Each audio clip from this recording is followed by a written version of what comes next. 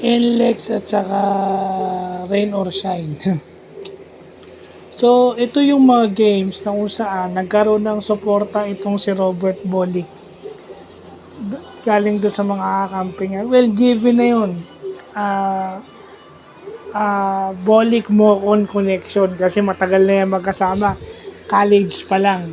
But, yung tulong kay Bolick, yun ang hindi mo yun ang kailangan para manalo itong NLEX.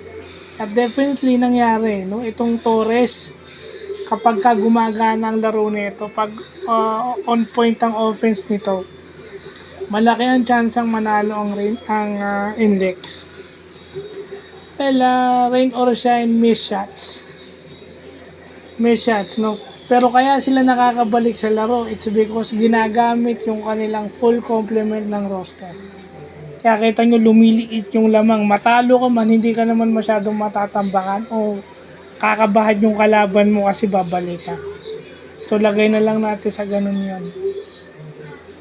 Well, itong pagkapanalo ng NLEX, hindi natin alam kung mauulit pa to next game. Ako opinion ko lang naman, personal opinion, hindi ko alam kung mauulit pa ng NLEX itong ganitong laro. So, yun lang po.